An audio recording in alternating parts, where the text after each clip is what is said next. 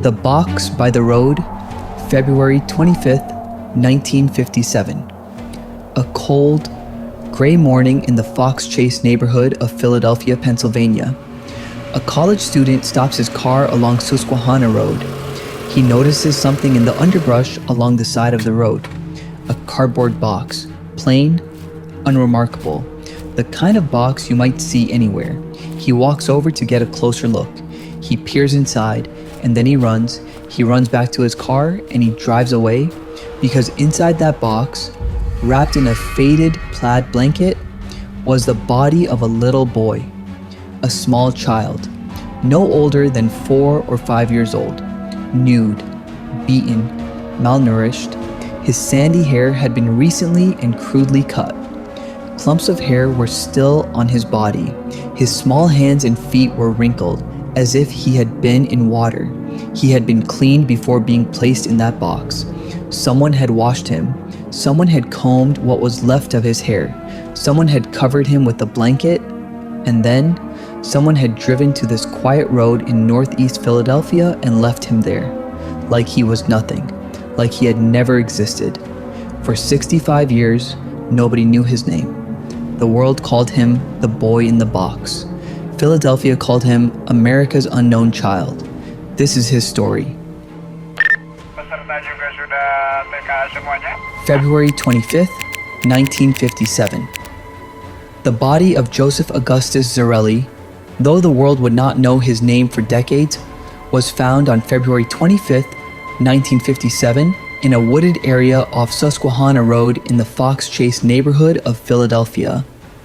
He was wrapped in a plaid blanket and placed inside a large cardboard box, a box that had once held a baby bassinet, sold at a J.C. Penney store in Upper Darby, Pennsylvania, for $7.50. The Philadelphia Police Department opened an investigation on February 26, 1957. Detectives were initially optimistic. Surely someone would come forward. Surely someone would recognize this child. But no one did. Medical examiners determined that the boy was between 4 and 6 years old. He weighed just 30 pounds, far below the normal weight for a child his age. His body showed evidence of arrested growth, the physical sign of prolonged starvation and abuse. His cause of death was blunt force trauma to the head. He had multiple bruises covering his body. And the scars, 3 distinct surgical scars on his left ankle, his groin, and his chin, suggested that at some point in his short life, someone had cared enough to take him to a hospital, and then had beaten him to death. The crime scene was combed by 270 police academy recruits. They found 3 items near the body: a man's blue corduroy cap, a child's scarf, and a man's white handkerchief with the letter G embroidered in the corner. All 3 clues led nowhere. The case attracted immediate and massive public attention. The Philadelphia Inquirer printed 400,000 flyers depicting the boy's likeness, which were sent out and posted across the area and were included with every gas bill in Philadelphia. 400,000 flyers, and still, no one came forward to identify him. A Philadelphia barber came forward to say he had cut the child's hair approximately 1 week before the body was found. He said the boy had come into his shop with an older brother and had left unharmed. He directed police to the Strawberry Mansion neighborhood. Investigators followed the lead. They found nothing. By July 1957, 5 months after the body was discovered, the boy was still unidentified. Detectives held a funeral for the boy, taking up a collection to pay for the associated costs and receiving help from the Funeral Directors Association of Philadelphia. He was placed in a small white casket. 4 Philadelphia detectives served as his pallbearers. He was buried in a potter's field in Holmesburg. No family attended because no one knew who he was.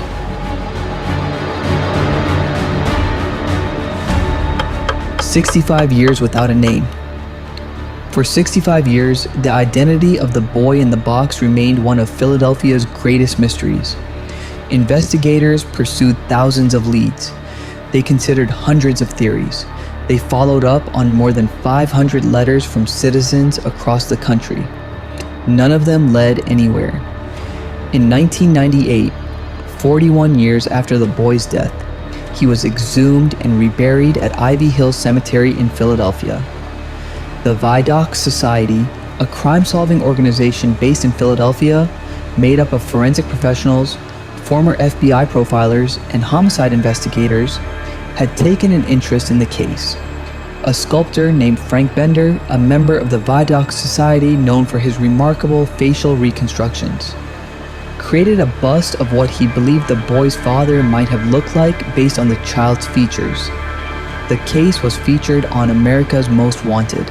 Still, nothing. Then in 2002, 45 years after the boy was found, investigators received what seemed like a promising lead. Mary said the boy, whom she called Jonathan, had been physically and sexually abused for months. She said her mother killed him in a fit of rage when he vomited in the bathtub.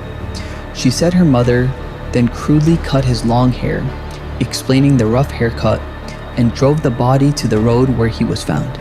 Mary's account was detailed, specific, and it matched several facts that had never been made public. But Mary had a history of mental illness. When investigators spoke to neighbors who had lived near Mary's family in 1957, they denied that any young boy had ever lived in that house. The lead collapsed, and the case went cold again.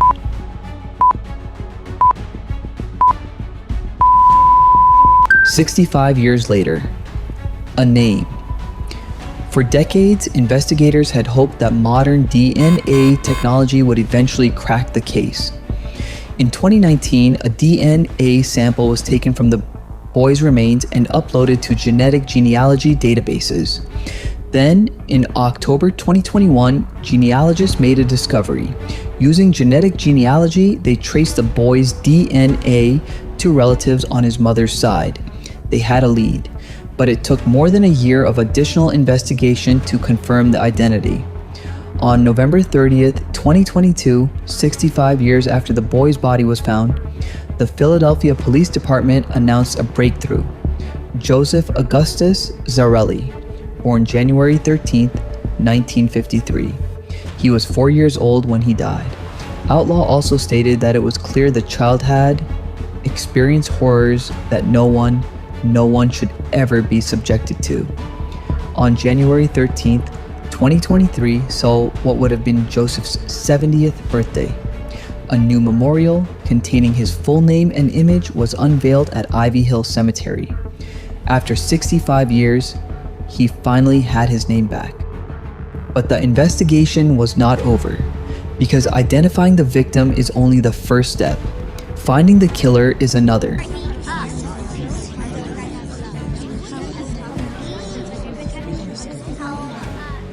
Who killed Joseph?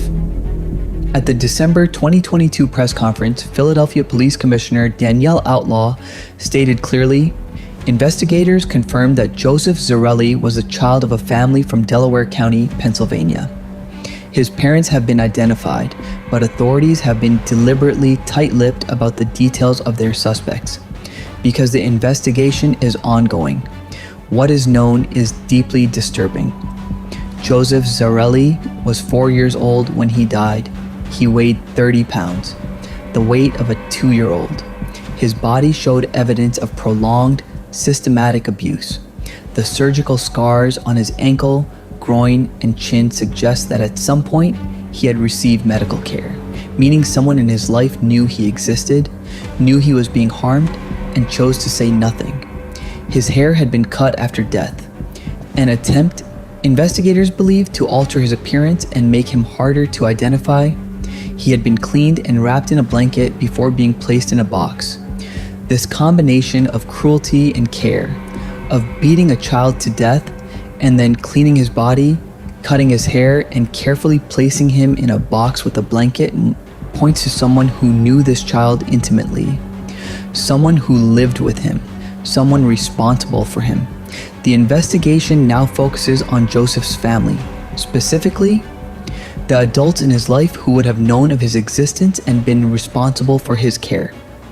Some of those individuals are believed to be deceased. Others may still be living. As of 2024, no charges have been filed. The case remains an open homicide investigation.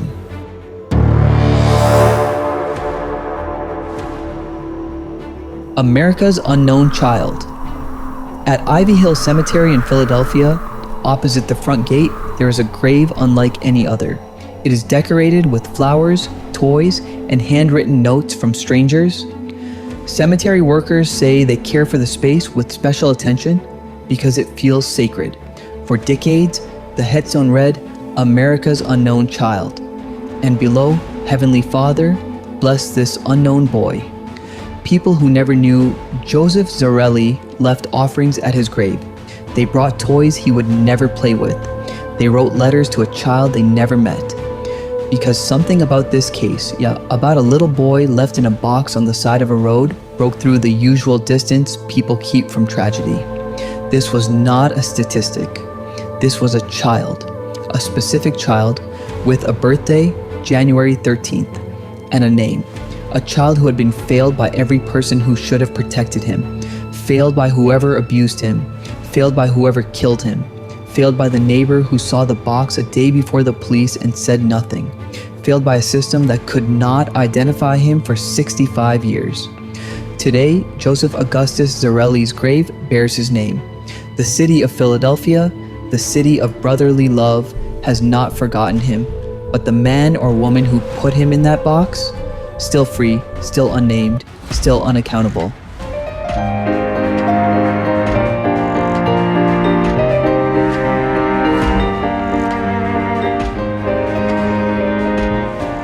What we're left with, Joseph Augustus Zarelli, born January 13th, 1953, died February 1957, 4 years old. He spent 65 years without his name. He spent 65 years in a grave marked unknown. And the person who put him in the box, who beat him, cleaned him, and left him by the side of a road, has never faced justice. Philadelphia Police Commissioner Danielle Outlaw said it best. It becomes extremely difficult to solve a homicide case and bring the killer to justice when the victim's identity is unknown. Now, they know his name. The search for his killer continues.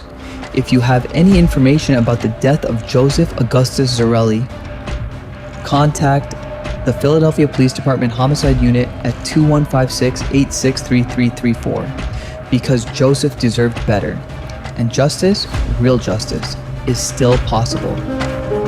Subscribe to Unburied Vault, because nothing stays buried forever.